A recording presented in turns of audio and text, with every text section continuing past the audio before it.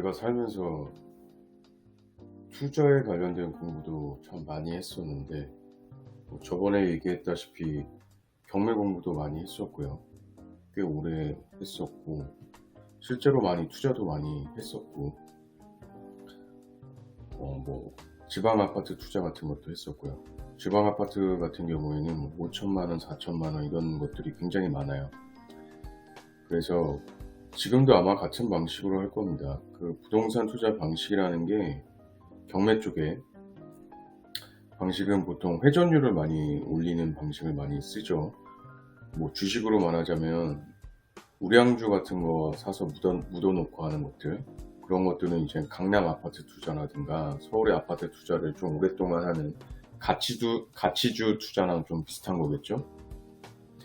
근데 그런 게 아니라 이제 경매 쪽은 대부분 빨리 팔거나 그게 아니면은 대출이나 레버리지를 이용해서 수익률을 좀 높이는 방향을 많이 하는데, 저는 그때 지방 아파트 5천만 원 정도 되는 아파트들을 경매로 사서 대출을 땡기고, 대출이 제가 맨 처음에 시작할 때 배울 때는 80% 이상이 됐었어요. 근데 그게 정책이 바뀌면서 70%인가 정도밖에 이제 안 나왔는데, 이제 그 뒤에 보증금 같은 것들을 받아서 대출금과 보증금을 하고 월세를 받아서 대출이자를 까고 하는 그런 개념이었죠. 요즘에는 많이 익숙해진 개념인데, 그때는 일반인들은 잘 이 개념에 대해서 잘 생각을 못했을 때였어요. 너무 단순한 공식인데, 근데 실제로 그때 그렇게 해서 가령 5천만 원짜리를 일찍 시작하는 사람들은 대충 80% 대출 받는다고 하면 5천만 원 아파트 사서 4천만 원 대출 받고 월세 보증금 1천만 원 받고 그리고 월세 30만 원 받고, 그러면 이자 떼고 하면 18만 원, 15만 원 정도 남으면 이제 거의 돈이 안 들어가니까 100, 200 정도 들어가고 이러니까, 그런 식으로 해서 집을 이제 몇십 채씩 사는 거죠. 그러니까 월세 같은 경우에 월세는 이렇게 하는 겁니다. 요즘에 좀 문제되는 게 이제 전세 갭을 그런 식으로 해갖고 하는 건데, 그건 내가 볼 때 처음부터 사기를 치려고 한 거 아니면 가격이 자꾸 이제 상승을 하니까 이제 상승 갭을 먹겠다라는 건데, 상식적으로 많이 멍청한, 기본도 안 되어 있는 방법인 거죠. 보통은 이제 그런 식으로 할 때는 빨리 팔 수 있는 그 아파트가 있고 아닌 게 있잖아요. 가령 그래서 서울에 있는 아파트 같은 경우에는 경매로 좀 싸게 받아서, 그 싸게 받는 것도 경매 감정가나 이런 거 보고, 감정가를 감정할 때 시기와 현재 금액과 벌어지는 경우도 있거든요. 그때에 비해서 이제 오른 거지. 아니면 분위기가 슬슬 그쪽 동네에 사고자 하는 매수세가 좀 있는 분위기라든가, 그런 것도 이제 부동산이나 그런 임장이라고 하는데, 그런 데들을 이제 돌아다니면서 분위기를 봐서 이건 사면은 한 1천만 원 정도 남겨놓고 바로 팔 수 있겠는데 하는 아파트 같은 것들이 있으면, 그런 것들도 입찰해서 단타로 팔고 하는 것도 해봤었고요. 다 회사 다니면서 했죠. 그래서 여러 가지, 그때 지방 아파트들도 한 5채 정도 월세를 받았었죠. 돈은 얼마 투자는 안 했지만 그래도 한 80? 다 해서 그 정도 월세가 나왔었던 걸로 기억을 해요. 그리고 그때 그 방식으로 해서 수십 채, 수백 채씩 해서 월세가 한 1천만 원 이상 된 사람들이 많았는데, 원래 이 방식도 결국엔 아파트 값이 올라야 돼요. 그래서 대충 기준으로 보는 게 전세 비율이 80% 이상이 되는 집을 잡아야 되는 거거든요. 왜냐면 전세 비율이 80% 이상이 된다라는 거는 이제 곧 매매가를 친다는 얘기이기 때문에 가격이 상승할 수 있는 그 임계점이 왔다고 보는 거죠. 그래서 전세율이 80% 좀 이상 되고 임대 수익률은 꾸준하고, 뭐 돈이 유동성이 풀리면 아파트 값이 다 올라가잖아요. 그게 아니면 좀 또 떨어지고 정체되고. 그래서 월세 수익을 받으면서 수익률을 챙기고 그러는 와중에 기간을 버티다가 2년, 3년, 4년이 되면 전세 가격이 내가 산 가격과 비슷해지게 됐고, 그때가 되면 이제 전세로 바꾸죠. 더 이상 월세를 놓을 필요가 없죠. 월세가 사실 귀찮거든요. 전화도 오고 막 뭐 이런 문제 있다 저런 문제 있다 하고 뭐 중간에 나가겠다고 하고 뭐 그런 귀찮은 문제들이 많이 생기지만, 전세 같은 경우는 간단하잖아요. 그냥 한번 전세 주면 끝나니까.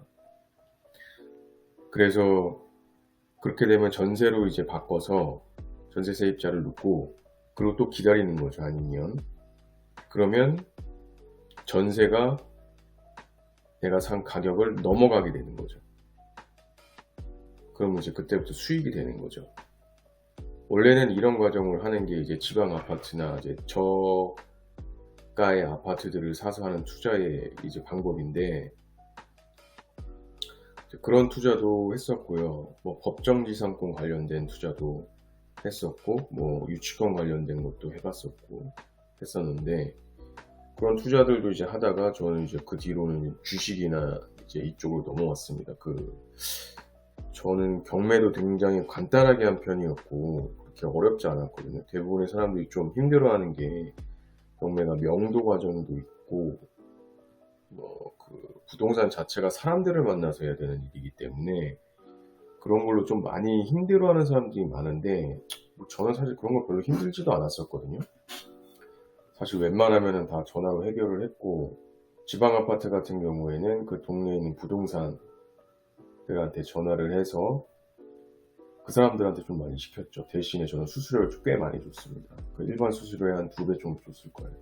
그러니까 제가 전화해갖고 이것 좀 뭐 대신 좀 해주세요, 아니면 뭐 세입자 문제들이 있거나 하면은 이것 좀 봐주시죠. 그리고 다음 월세 낼 때 그쪽에 어차피 또 낼 거니까 관리 좀 해주세요 하고, 그렇지 돈 얼마 드리고 뭐 이런 식으로 해가지고, 저는 뭐 거의 관리 같은 것도 안 하고도 좀 되게 쉽게 편하게 하긴 했었는데, 그럼에도 불구하고 부동산 쪽이 돈이 되는 건 맞는데, 저는 더 이상 사람하고 이제 얽히고 싶지 않다는 마음이 어느 순간 들고 약간 심적으로 좀 많이 지칠 때가 있었습니다.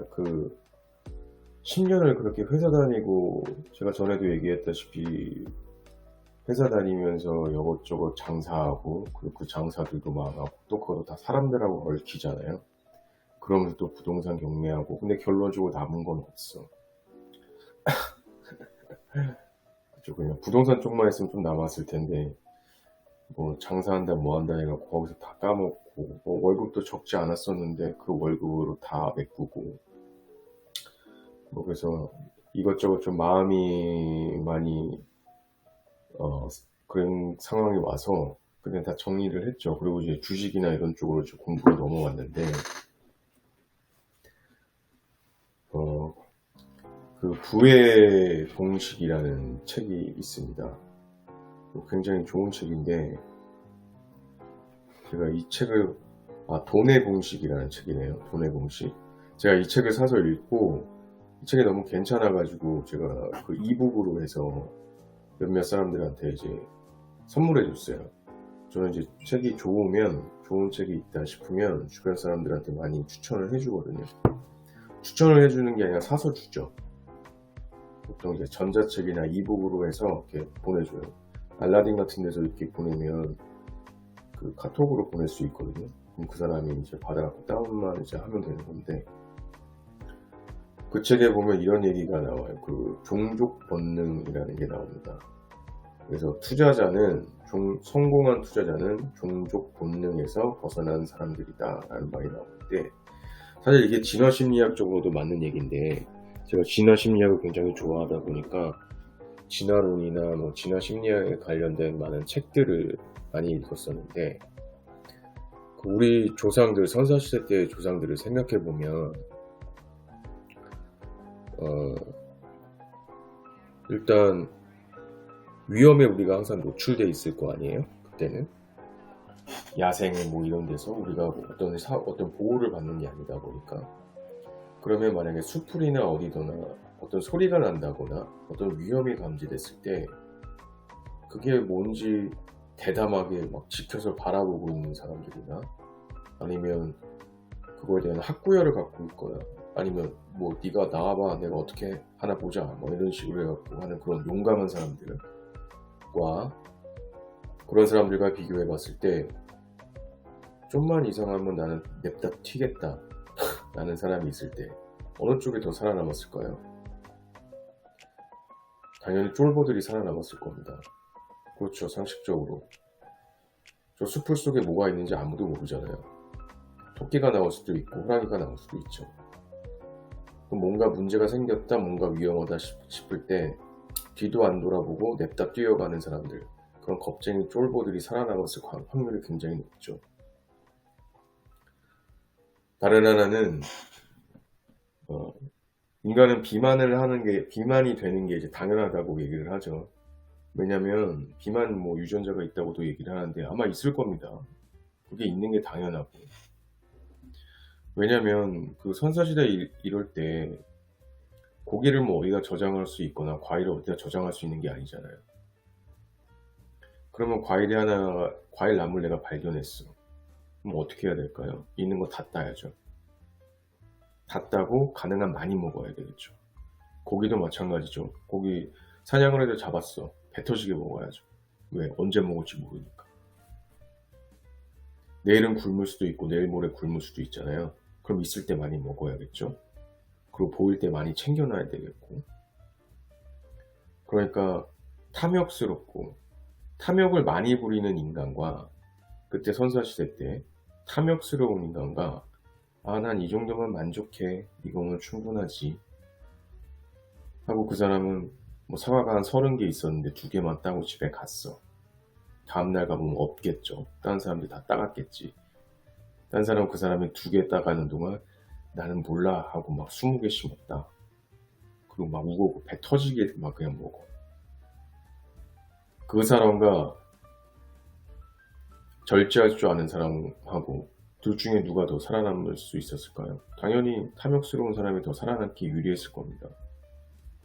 당연하죠. 결국 제가 생각할 때는 우리들의 조상은 겁쟁이의 탐욕스러운 인간들이 살아남아서 우리의 조상이 되었을 가능성이 굉장히 높다. 또 하나는 그러다 보니까 우리가 인간들이 이제 무리를 짓잖아요. 그렇죠. 왜냐하면 그리스 시대나 뭐 이럴 때도 그렇죠. 뭐 소크라테스나 이런 사람들 보면 도시 추방령 내리잖아요. 인간의 무리에서 벗어나면 죽는다는 얘기거든. 왜냐면 그게 아마 소크라테스한테 도시 밖으로 추방을 한다는 건 아마 사형하고 의미가 같았을 거예요. 왜냐면 도시 안은 문명이지만 도시 밖은 야만이거든. 그건 그냥 숲풀 속으로 사람을 떠미는 거하고 같은 상황인 거죠. 인간은 여러 명하고 뭉쳐있으면 강한데 혼자 있으면 굉장히 약한 존재잖아요. 그러다 보니까 무리와 함께 있을 속성, 무리와 잘 어울리고 무리에 남아있을 수 있는 기질을 갖고 있는 인간과 그렇지 못한 인간이 있었을 때 당연히 무리 속에 섞이는 인간이 살아남기가 더 쉬웠을 겁니다. 그렇죠. 그래서 탐욕스럽고 이기적이고, 그래서 이런 얘기가 있어요. 그런 인간들이 이제 무리를 지어서 생존 때문에 살아남아야 되니까 그럼 뭐 어떻게 해야 될까요? 그런 사람들이 다 탐욕스럽고 겁쟁이의 쫄보 새끼들밖에 없어. 이기적인 쫄보들만 있는 거죠. 근데 살아남으려면 뭉쳐야 돼. 혼자 있으면 살아남기가 너무 힘들어. 또 혼자 있으면 무리들한테 약탈당할 수도 있잖아요. 그래서 그 사람들한테 발달이 된 게 언어죠, 언어. 언어를 통해서 서로가 믿을 수 있는 사람인지 아닌지를 파악하는 거죠. 그래서 인간의 지능이 사실은 인간의 지능 자체가 인간이 서로를 이 새끼가 나한테 사기를 칠 사람인가 안 칠 사람인가 를 구분하기 위해서 발달됐다는 얘기도 있습니다. 왜냐하면 그게 살아남기에 유리하기 때문에. 그래서 언어도 발달된 거죠. 그래서 누군가를 뒷담화하고 하는 것도 사실은 종족 본능이에요. 누구를 뒷담화하면서 우리는 뭉치잖아요. 그게 외부의 적을 상정해서 내부를 뭉치는 거하고도 같고, 그런 식으로 해서 이기적이고 비겁하고 뒷담화하고 이런 종족 본능을 갖고 있는 인간들이 우리의 조상으로 남았을 가능성이 굉장히 높은 거죠. 그럼 투자는 왜 어렵냐? 당연히 어려울 수밖에 없죠. 겁쟁이니까. 좀만 떨어지면은 덜덜덜 마음이 떨리죠. 근데 또 탐욕스럽기는 해서 가격이 올라가고 모두가 광풍에 뛰어들면 나만 잃을까봐 뛰어들죠. 그러니까 저가가 왔을 때 못 버티고 마음 잠 못 자고 하는 사람, 그리고 갑자기 관심도 없다가 공부도 안 하고 이번에 부동산 광풍이 그랬죠. 그렇게 뛰어드는 거, 그거 다 원래 인간의 기본적인 본능이거든요. 인간은 당연히 그럴 수밖에 없습니다. 그리고 모두가 가면 나도 거기 그 방향에 같이 가야 되거든. 그러니까 당연히 투자는 원래 실패할 수밖에 없는 거예요. 인간 자체가 투자나 이런 거에서는 실패할 수밖에 없습니다. 우리가 아는 유명한 얘기가 있죠. 모두가 공포에 사로잡혔을 때 그때가 살 때고, 모두가 환희에 차 있을 때 그때가 팔 때다. 그러니까 무리와 반대로 하라는 건데, 사실은 그거는 종족 본능 자체를 거스르는 거죠. 내 유전자를 거스르는 행동입니다. 그러니까 당연히 쉽지가 않고 투자에서 성공하는 게 당연히 어려울 수밖에 없어요. 내 인간의 본능을 넘어서는 거니까. 존 템플턴이라는 굉장히 유명한 투자자가 있습니다. 지금 돌아가셨는데, 이분이 약간 굉장히 위대한 투자자라고 하는 사람인데, 이 사람은 주식 쪽 관련된 사람인데, 이 사람 뭐 영성 관련된 그런 책도 쓰고 막 했던 사람이에요. 이 사람이 했던 말이 있어요.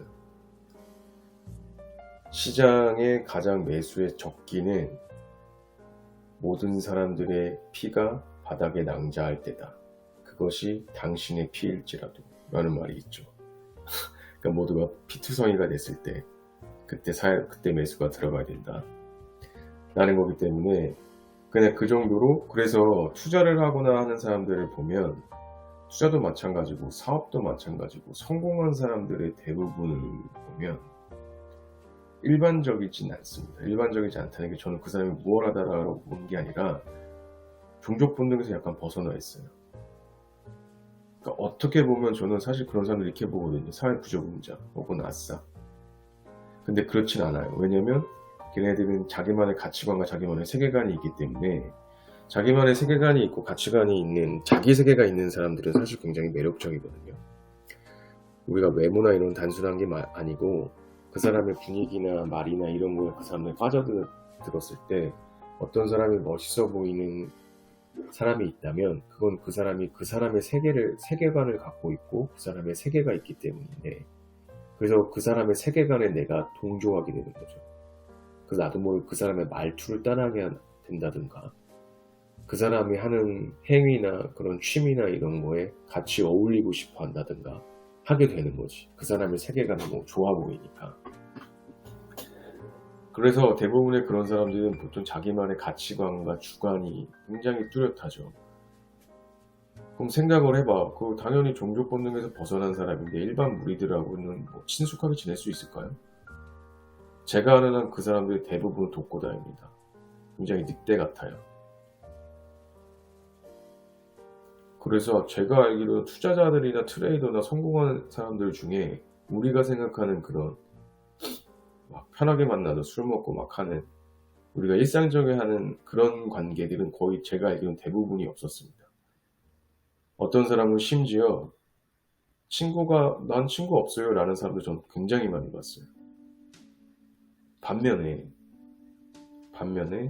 우리가 생각하는 그런 막 그냥 아무렇게나 어울리고 하는 그런 사람들이 아니라 오히려 동료 같은 사람들이 많은 사람들은 많이 봤죠. 그러니까 자기 같은 사람들하고 어울리거나 아니면 자기가 가르쳐갖고 성장시킨 사람들하고 어울리거나 그렇게 되죠. 그러니까 그래서 저한테 아예 대놓고 그렇게 얘기하는 사람들 굉장히 많아요. 그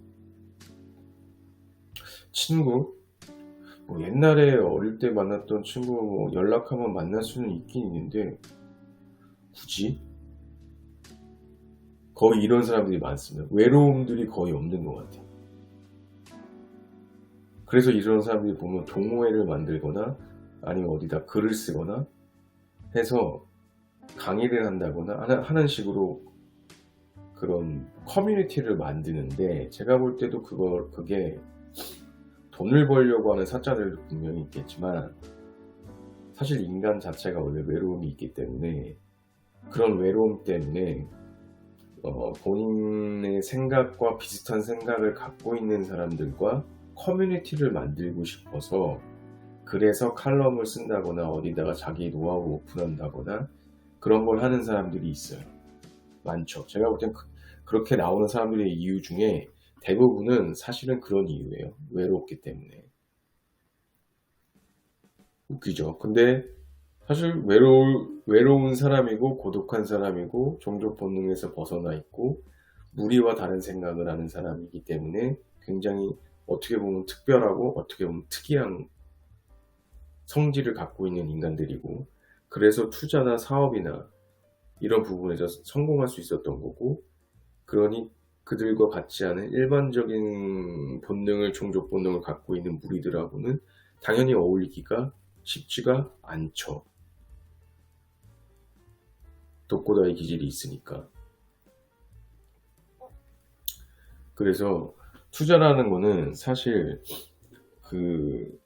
제가 실제로 투자에서 많이 성공한 사람들도 많이 봤고, 그 사람들도 주변에서 보고, 아니면 그 사람들의 강연을 본다거나 아니면 이렇게 어울릴 기회는 보면은 다들 각자만의 아우라가 있어요. 확실히 있습니다. 그래서 투자를 성공하는데 내가 주변 사람들하고 되게 잘 어울리고 막 어릴 때 친구나 어릴 때 만났던 사람들이나 이런 사람들하고도 생각의 부딪힘이 전혀 없고, 그런 상태에서 투자에서 성공한 사람을 전 못 본 것 같아요.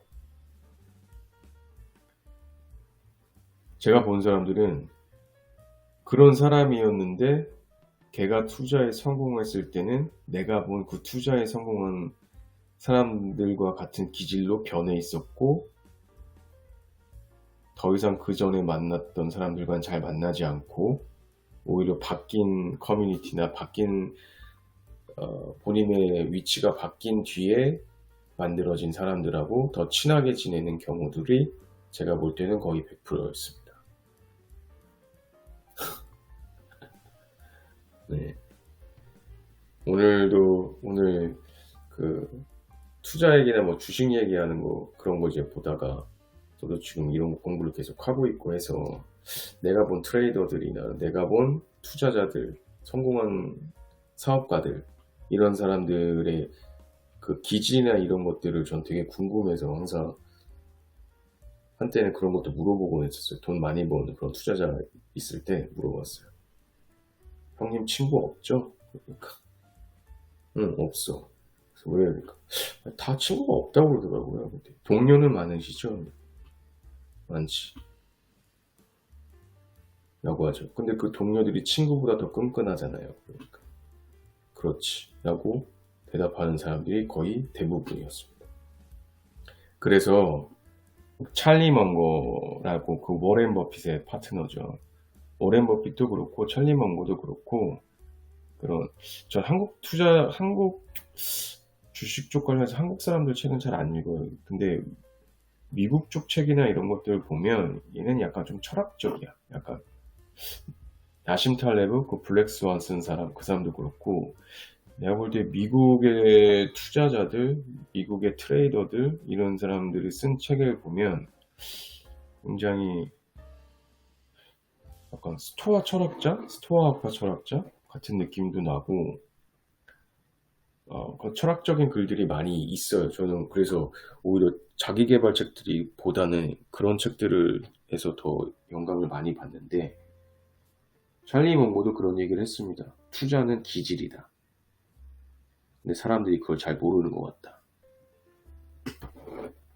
라는 말을 했거든요. 그 돈의 공식이라는 책에서도 그 얘기가 나와요. 자신의 기질을 알아야 된다고. 근데 제가 이제까지 본 바로는, 저는 성공을 한 사람은 아니지만 성공한 사람들 옆에서 보고 제가 관찰한 바로는 성공한 투자자는 그런 고독한 늑대의 기질이 있어야 되고, 결국 성공으로 가는 과정에는 그 기질이 아니었던 사람들도 그 기질로 바뀌더라 라는 겁니다. 그러면 그럼 뭐 평범한 사람들은 투자하지 말아야 되나, 뭐 그런 얘기 할 수 있죠. 그거에 대해서 잘 나온 게 이 돈의 공식이라는 이 책인데, 이 책 굉장히 좋은 책인 것 같아요. 제가 볼 때는 되게 좋은 책이고 여러 번 읽어봐도 될 것 같아요. 그러니까 이 사람은 뭐 이런 식으로 얘기를 하는 거죠. 그런 특별한 사람들 말고 그런 평범한 사람들이 하는 투자, 그러니까 내가 그런 사람이 그런 기질의 인간이 아니라는 걸 알아야 된다는 거지.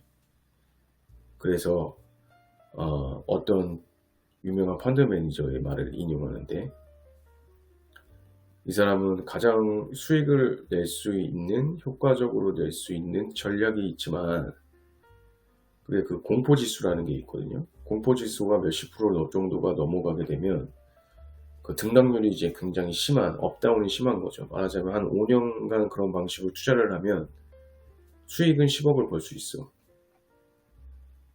근데 그 중간에 마이너스 9억도 갔다가 플러스 10억도 갔다가 하는 걸 무수히 반복하는 거죠. 그럼 심적으로 굉장히 쫄리겠죠.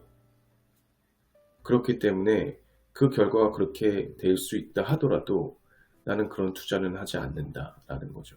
그러니까 본인의 업에서는 하지만 자기 돈을 그렇게 투자할 거냐라고 하면 노라고 얘기하는 거예요. 차라리 만약에 자기가 알고 있는 이 최적의 전략이 80%의 수익을 본다면, 자기는 공포 지수가 더 떨어지고 안정적인 40%의 수익률을 보더라도 그걸 하겠다는 거죠. 왜? 자기는 발 뻗고 잠을 자고 싶다 이거죠. 그래서 최고의 전략을 찾기보다는 적당히 합리적인 방법을 찾는 게 더 나을 수 있다 라고 말하는 게 이 책의 요지 중에 하나인데, 저도 그게 맞는 것 같아요. 그러면 평범한 종족 본능을 갖고 있는 그런 무리에 포함되어 있는 평범한 사람들이 할 수 있는 투자는 제가 볼 때는 지수 투자밖에 없습니다. 지수도 미국밖에 없죠. 한국 지수 못 믿고 다른 나라 지수들 다 박스권 횡보하고 뭐 다 거기서 거긴데, 꾸준하게 우상향을 하고 앞으로도 계속 우상향을 할 수밖에 없다라고 믿는 건 미국 지수밖에 없죠.